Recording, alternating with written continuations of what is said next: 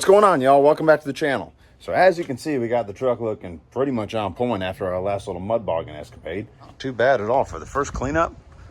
I'd give us a good A- at least. So the crew's coming over to help us finish getting it cleaned up. And then afterwards, I'm going to go through and give you all a little rundown of what J.H. Easel did to our truck right before Plant Bamboo. Super clutch. He's actually the reason why we were able to go to that event. Without him, I don't think I would have been able to go. I could have maybe tried, but pretty sure that I wouldn't have been able to go. So let me finish getting the truck the rest of the way cleaned up as soon as the crew gets here. And we'll go ahead and give you all a little rundown of what's going on. I actually almost forgot. If y'all are interested in how we get the truck looking so freaking super every single time we go to a mud bog and then we go to a truck show or something like that right afterwards, go on our channel. It's a couple videos ago. It's called Mud Cleanup 101, I think is what I called it. I got a whole rundown on actually what we do to clean the truck. It's kind of neat. If y'all got side-by-sides, Jeeps, off-road trucks, whatever, the process that we kind of have figured out or finally got dialed in on getting this stuff clean works ideal. It's very quick. Well, it's not the quickest thing in the world, but it is definitely seems to be the most efficient and effective way to do it. I go through all the different steps, all the different cleaners that we use, everything that we do to basically get the truck looking tip-top shape. So make sure y'all check that video out. All right, y'all. Well, as usual, I guesstimated wrong, and it took a little longer than expected to get the truck all dialed in. I thought she was pretty clean when we started, but now she's looking on freaking point. I'll tell you that. So, still got to add the face plates back onto the wheels, and then I'm going to go up and I need to figure out what's going on with my nitrous. Something's a little goofed up there. Probably not a big deal. Hopefully, just take a couple minutes to figure that out, and then we are dialed in to be able to go to the Thunder by the Bay over at Robarts Arena. It's in Sarasota, Florida. It's more like a show type thing for the kids, for the charities and all. They did give us a pretty cool boot space. I think I'm going to put the truck actually inside the building there in the air conditioning. Love air conditioning. Very cool. Then we're going to set up the truck, and then I got my Killin tent that we had at Daytona Truck Meet last year. So I'm going to set that up with the chairs and tables and start selling some freaking super Killin gear. Tell you that. Real deal. Without further ado, let's figure out what the hell's going on with this motor. Well, that will freaking do it. So I even color coded it. See that purple back there? That purple hose. It's right there. See how it's got the purple fitting on it? And it's on a water methanol solenoid. Well, that hose, if we follow the hose, is right there. Right there, right there, right there. Boom, and it's hooked up to my nitrous purge. So we're purging water meth. Now, well, that's weird. You got blue going right into the engine. Guess what blue is? Freaking nitrous. So we were dumping nitrous directly into my engine. Probably not ideal. That could have been catastrophic. So imagine if I did what I usually do and pulled up, revving the engine and everything, and yeah, dumped about a 500 shot of nitrous in the intake. Don't think that would have went down so good. Now, I ain't gonna lie, we weren't totally in the clear, because when we were at Plant Bamboo, I was getting ready to do my first truck tug. I did go turn the nitrous on, and that's when I noticed something was goofed up, because the truck started like missing real bad. The stack started going poof, poof, poof, poof, poof. Truck was almost acting like it was gonna shut off. It was puffing smoke out the stack, so I immediately shut the bottle off real quick and realized, all right, something is goofed up here. So that's when we realized there's a problem. But everybody I've asked says they don't really think any damage could have been done to the engine. I guess it's really hard to hurt diesels with nitrous, so they say. So everything hopefully is fine. The truck did run good in both the truck tugs that we did, and it seemed to be running all right the rest of the time that we were at Plant Bamboo. So I think we're okay. Well, there wasn't a whole lot to video while I was doing it because it was pretty simple stuff, but I'll show y'all what I did. Pretty much just cleaned up all these hoses and all because they were kind of hanging down and had the potential of getting on some of the stuff that gets a little bit hot from time to time. So I just got them back up where I had them before, reran my trunk line that does the nitrous, does the water meth and all that sort of stuff. Got the water meth hooked back up properly because the lines had got a little bit crossed up, and now we're pretty dialed in. And had to clean out the airbox because the filter was friggin' dirty. But other than that, we are super dialed in. It's a little too dark tonight to show y'all what Hildebrandt did to the truck. So tomorrow sometime I'll come back out, show y'all. It's pretty simple, pretty easy. So peace. All right, y'all. Well, now that we got some more daylight, I can finish showing you what Mr. JH's crew did to get our freaking truck up and running. Besides that sweet new intake pipe that is super freaking bitchin'. Other than that, what else he did to get our truck up and running just in time for Plant Bamboo. So over here, we've got my old up pipe. As y'all can see, it's not supposed to be like that. End up ripping open. That is why I was losing all my boost, and that's why I had an exhaust leak. Now, where this pipe goes, we'll go on over this way, and I will show you. Right on over here up yonder, I can see that sweet new freaking PPE up pipe right there. Right on over up yonder. So it bolts right here to the manifold, goes right around back here up to the turbo pedestal. Pretty sweet. No more rips.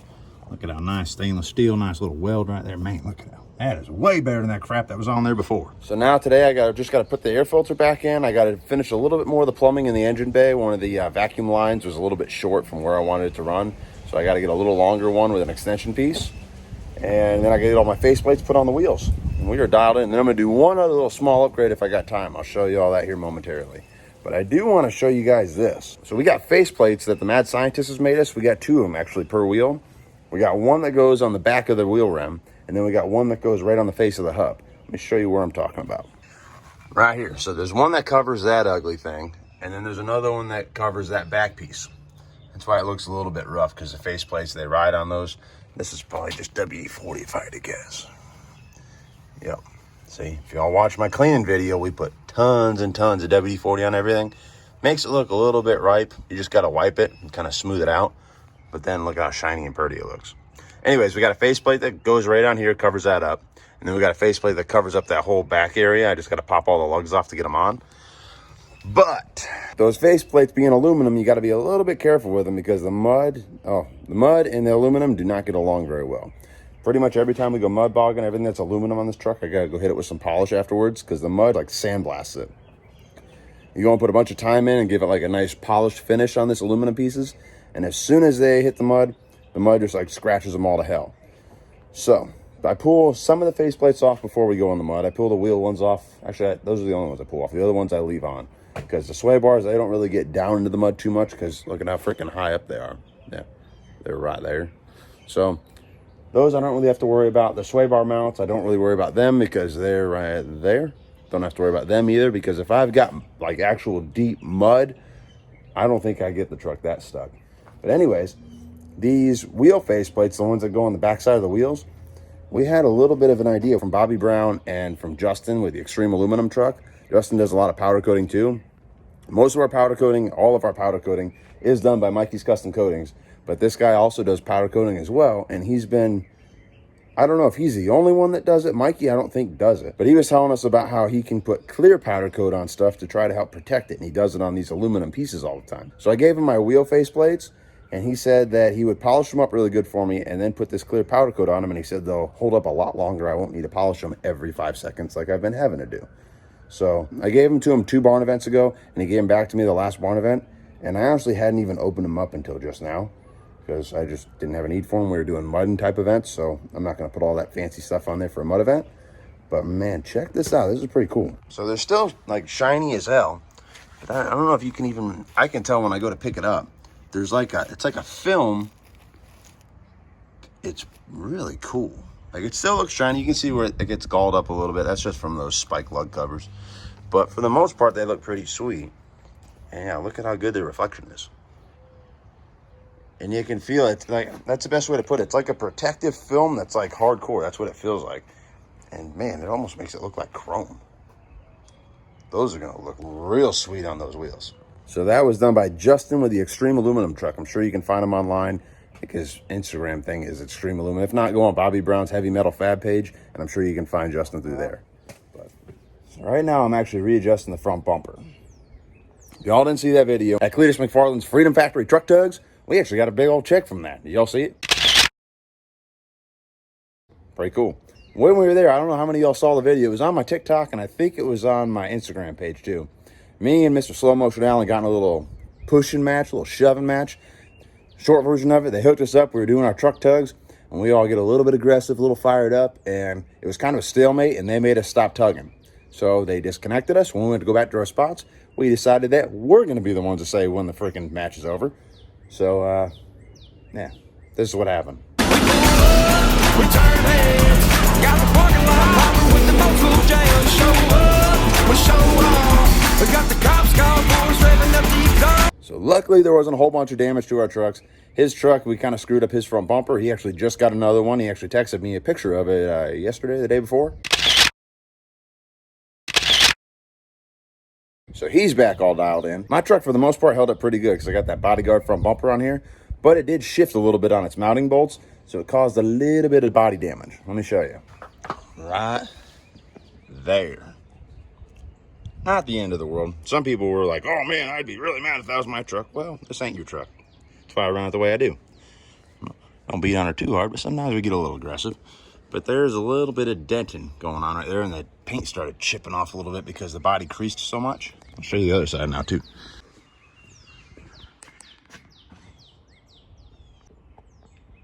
See, not ideal. So there's a couple reasons why I'm not too concerned with it. One, because it is a mud truck. I do like keeping it pristine. Obviously don't want to have a whole bunch of body damage to it, but it is a mud truck, and getting the crowd going crazy when they saw us shoving each other, that was worth all the body damage in the world. Come on, let's be real. That looked pretty freaking cool, and I haven't never seen no one else do that before. Worth it.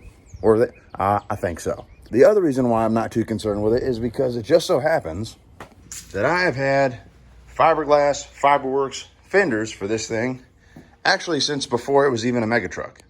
They've actually been stored here in my barn.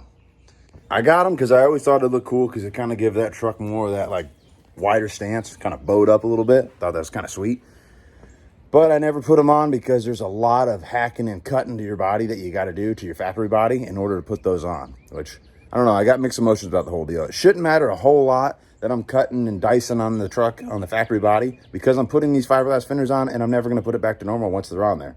Point taken. But when you got a truck body that is pretty much fine, there's no problems with it, it's kind of hard to go and take the freaking sawzall to it. All that being said, this is probably a pretty good time to start looking towards putting them fenders on. They've been sitting literally in my barn for 3 years. As long as I bought them before the thing was a mega truck. When I was still daily driving, I bought them because I thought, oh, we're making a mega truck, I'll put them on. And then I saw you got to cut and everything, so I never put them on there. So that all is why I'm not too worried about the body damage to the front of the truck. And honestly, I mean, unless you're looking for it, I don't even know if you'll really realize it. So for now, to get us by, because it is still a process to put those on, I got to get them painted, and then you really do got to cut the hell out of the body. Y'all can check that out on YouTube if you want. It is pretty intense. Got to cut big old holes in the front fender. You got to, yeah, it's kind of scary. So for now, to get us by, I'm just adjusting the bumper because I had just left it alone, just brush touched up the paint a little bit, brush touched up the powder coat on the front of the bumper a little bit, and whatever, a little bit of flesh wound, not the end of the world. But I realized when we were going through the mud at Okeechobee last weekend that the body was making all kinds of creaking and squeaking sounds that it don't usually make. So when you've been driving a mega truck for as long as I have, hasn't really been that long, but even over the 3-year period, I know exactly what this truck sounds like when it's operating. I know exactly how it feels when it operates. When something's out of whack, I can pick up on it immediately. So notice there's a lot of squeaking, and what I think was happening, even with this whole big crazy subframe that we have on the truck, these axles are really heavy, these wheels and tires are really heavy, so all that weight and pressure does kind of make things get a little bit loosey-goosey. So when that's happening, I think right up here, that bumper was rubbing on the body right there, and that's where I was getting this squeaking sound that I had never heard before. So all I'm gonna do is loosen the mounting bolts. They're right up in there, there's 3 of them.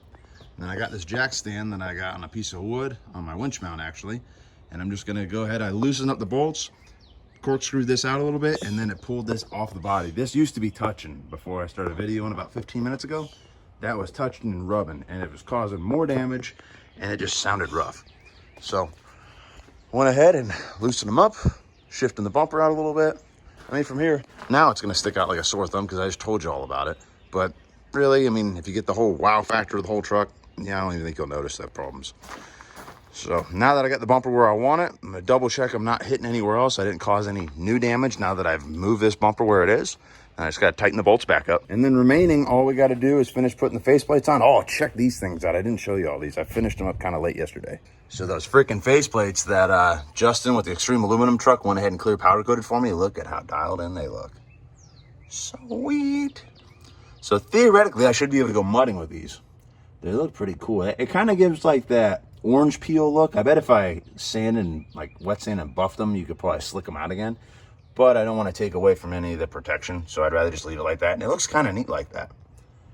It's pretty cool. It's almost like chrome. So I went ahead and put all those on, cleaned all my spike lugs. And now I just got to put the cover that goes over here that says Killin it on it. And then I want to service the transfer case real quick. And after that, all we got to do is our final little upgrade that I keep buttering you up for. Oh man, the anticipation, I bet, has got you just at the edge of your seat, don't it? Well, be here any minute now. All right, y'all, here we go. This is the freaking ultimate upgrade when it comes to mud bogging convenience. Behold, the Killin It hand washer and beverage cup rinser. Freaking genius. Now, some of y'all might not know what I'm talking about or what that even freaking means. Well, rest assured, I'm going to learn you real quick. And I'm going to go ahead and say, you haters out there, because I know there's going to be haters that think this is way overkill, go ahead and just watch a different video. But those of y'all that can appreciate some freaking ingenuity and geniusness, go ahead and listen up. Now, this is compliments of the mad scientist and our good buddy Steve over at R&D Concepts that does some freaking amazing TIG welding, if I say so myself. So, what we have here is a custom water tank, all aluminum. It's got a nice little vent right here. It's got a nice fill up. Look at this, look at this. Damn. Real freaking deal. God, there's a lot of threads to it. But got a nice rubber gasket in there so it seals up good. So this is a freaking custom water tank. Customly built to fit our specifications. Fit right here in between the bed rail and the toolbox. Bolts right on up to the bed rail. And it's got the fill up right here. The vent so it doesn't vacuum on itself, and then the hookup way down below. Now that goes down over yonder into the old Killin toolbox. It's full of all kinds of goodies. Now if we go ahead and open up said toolbox and look on over this way, we got the hydraulic pump that runs our rear steer and all the components for the rear steer. My tire pressure sensors are actually all inside this little cylinder here that I just put a little valve stem on so I can pressurize up so my tire sensor light will come off. Pretty cool if I say so myself. But anyways, Washdown goes through there, comes up through this stainless line, comes right around here, goes into this freshwater washdown pump, and then goes right through here, right on over to my spigot. So, go ahead and turn the old switch on. Pump's good to go, and boom, we got freaking fresh water. Now, what sort of practical application is there for a washdown system on a mega truck? I mean, it is a mud truck. Why are you worried about freaking staying clean? It's a mud truck.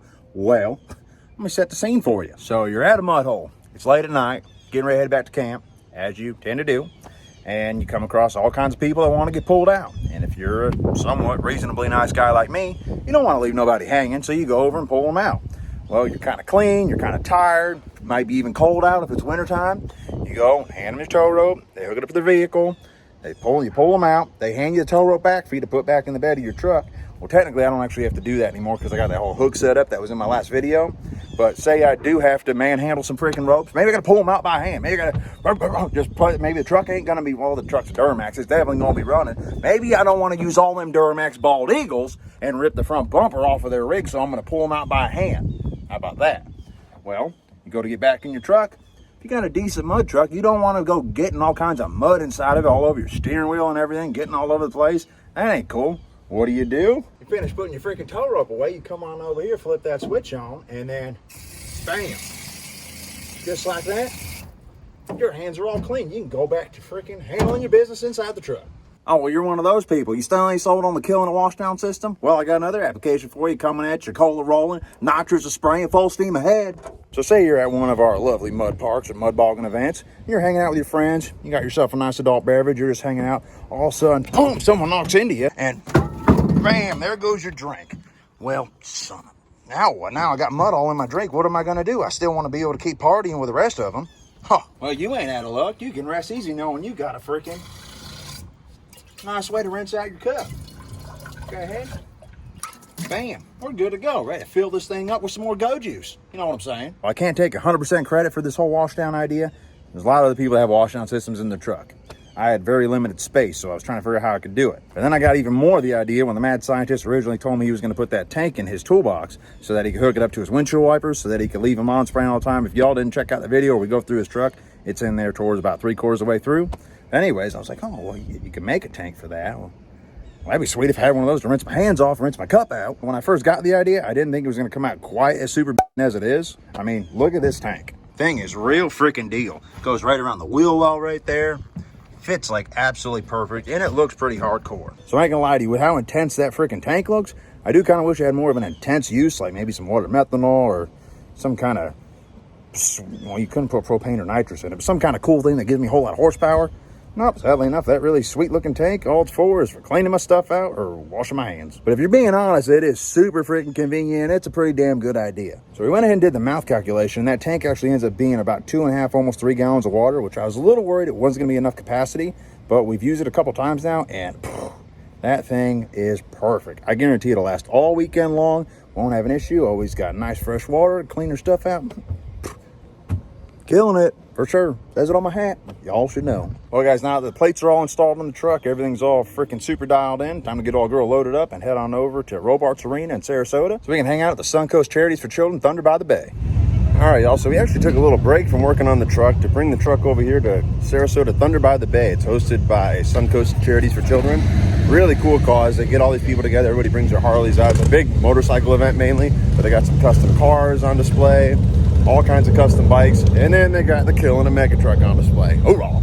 But everybody kind of comes together. It's a big event to raise money for Suncoast Charities for Children. Pretty cool, but check out how many freaking bikes are here. All right, so this is just the little parking lot off here to the side. Yep, hold on to them over there. Look at how many freaking Harleys are in here. That is a lot of motorcycles. And look, there's a ton more right out up here too. Look at all of them. That is a lot of motorcycles. Bunch back there too. So it's pretty cool to every now and then when we can come out and support the community. So we set up the truck, got it all cleaned up. It was kind of a pain in the butt getting it all cleaned up from the last freaking mud bog event when we were at Okeechobee last weekend. Crazy to think that truck was covered in mud like freaking 4 days ago. And now it's looking freaking pulling, tell you that. So we got the truck set up though, got the tent set up, got all of our Killin swag. If y'all are interested in any of that, keep telling y'all, check out the website, killinlifestyle.com. There you can order anything you want online. But give you a little rundown of what our booth looks like. It's pretty sweet.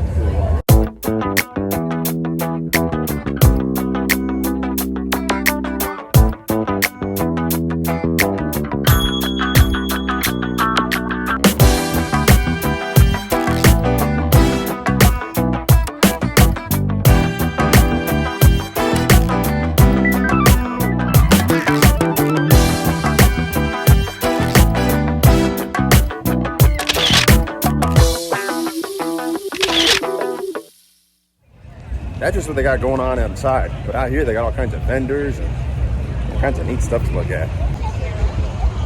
Like biker clothes, and sweet sunglasses, and food, and 80s rock music. Hell yeah. So we're having a pretty good show so far. A lot of people, selling a lot of gear. Definitely a lot of shirts, hats. Hats are the main thing for sure. But dude, y'all got to hear this freaking motorcycle over here. He's got some kind of custom sound system in this thing. I'm gonna have him give us a little rundown of it. Thing sounds super rowdy. Yeah, I made these on a 3D printer. Check this thing out. Listen how loud that is. Super clean and crystal clear. So what was your name? JBA Custom Cycles. We're in Fort Myers. Okay. About 2 hours south from here. All right, so 2 hours south of Sarasota? Yep. So what do you got done for this thing? Dude, it sounds gnarly, super gnarly. Oh, yeah. So this thing is a 2002. Yep. It started as an electric glide. We made it into a road glide. We molded the front fairing. It's usually like 4 pieces. We made it all one piece. Same with the saddlebag, the side panels. Has a really cool 30-inch 3D cut wheel. Oh, yeah, look at that. Right. So it's two-tone painted? Yeah. Super awesome. Yeah, if you look in here, like you can kind of see some of the hidden honeycomb, like in little places, you know. Oh, yeah, for sure. Bro, it looks awesome. I'll turn this light off so you can see. So we have 3D scanners and printers and everything. Okay. And so we custom made the headlight on a 3D printer. Dude, look at that thing. Super rowdy. And same with the, so we welded and molded a chin spoiler into it. Okay, is that what this is right here? Yeah, but then we made the honeycomb piece on the printer, the horn cover, all the speaker grills. It's really awesome what you can do with technology. That is wild. I didn't even look at that. So did you make all this too? All the heads? No, so the cylinder heads, we send them out to a company in Vegas called Diamond, and then we send them to another guy, Pineapple Express, and then he does that notching by hand. Wait a minute, it's called Pineapple Express? Yeah. Oh, hell yeah. And it's called the Pineapple Cut. Very nice. Oklahoma City. Oklahoma City. Yeah. Dude, look at all the detail on this thing. So what do you got for speakers? So up front are four Hertz 6.5s with some ST35 tweeters. That's those bowler horn things right here? Yep. Super. And then we have in the top of the lids, 2 in each lid, 4 Morel Nanos. They're really cool, space saver. They're only like 3/4 of an inch thick. Can you pop open the lid? Can we see like how deep do they go? Yeah. So. Oh wow, yeah, they're not deep at all. Yeah, they're not. So when you have to save some room, like the other side, we have a sealed 10. These are just mid drivers, Hertz 200s, and then on this side we have a sealed 10 JL Audio sub, the W3. Can we check that out? There's really nothing to see. You open it up and it's just a sealed box. You know? Okay. So it's all kind of closed up already. Dude, super gnarly looking bike. Yeah. So what cubic inch engine? It's a 124 S&S. Makes this one's making about 140 horsepower. So you own the shop, JBA Customs? I do. Yeah. How long you guys been around? 15 years. 15 years. Okay. Yep. Where are you located?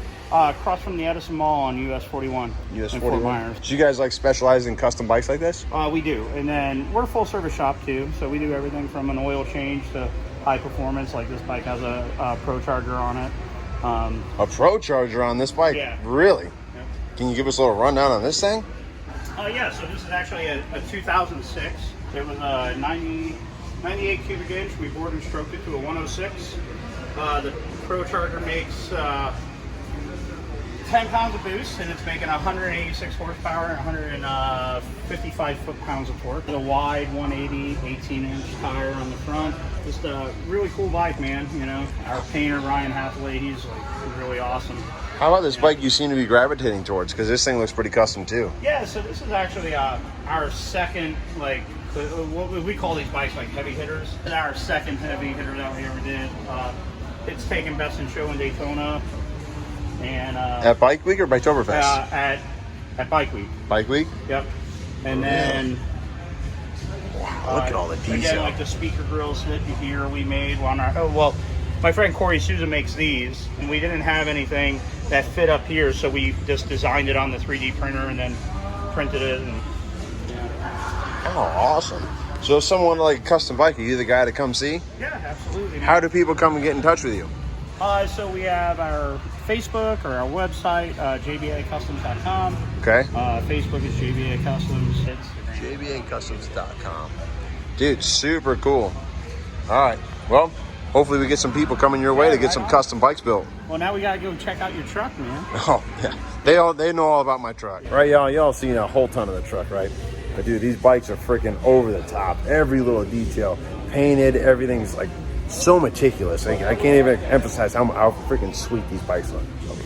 If y'all want to check them out, JBA Customs. That is a freaking hoot. So we were having a little stereo competition. We kept playing our music a little louder. He played his a little louder, mine a little louder. And then S&S Motorsports fires up their freaking drag car. Oh, you win. You win, bro. Thing's super cool. Listen to this thing.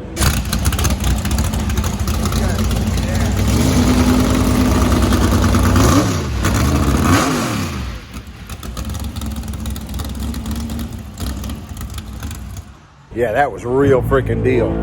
Super freaking badass. Yep, I'll shut my radio off all day for that thing. We all want to hear motors. It's all we want to hear. Freaking bald eagles are screaming. All right, guys. So last day of Robarts Arena's Thunder by the Bay show, and they got a pretty cool bike show going on. Check out some of these trucks. Bikes. Check out some of these bikes.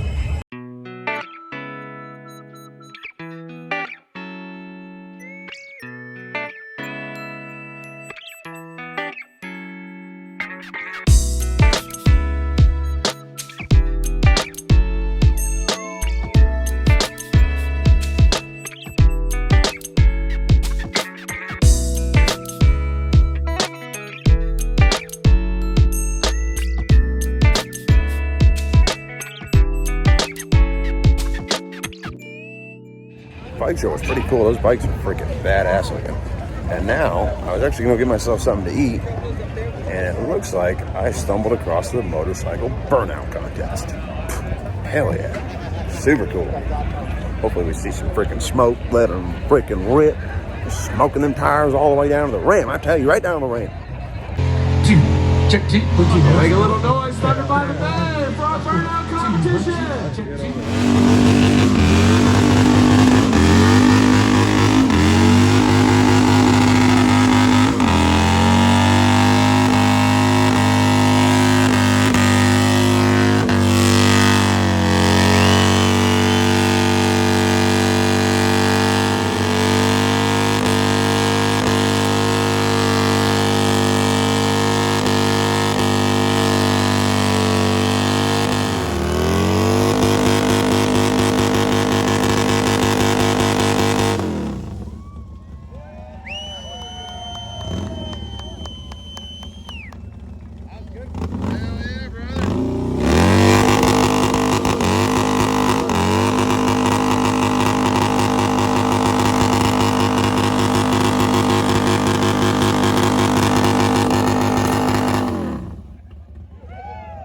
So that was Rick Rossiter's son, I guess. Boy knows how to do burnout. That was pretty cool. Timing is everything. I am so glad I walked over here. All that rubber on the ground. That oh boy. Look at that tire. And that was a brand new tire when he started. Yeah.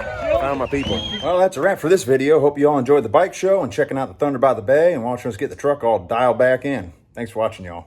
If y'all enjoyed the video and want to check out future videos, subscribe to our channel. Hit that button right there. While you're at it, hit the like button at the bottom of your screen. You can also check out our website, killin'itlifestyle.com. There you can follow the Killin' It crew and order your own apparel so everyone will know you're killing it.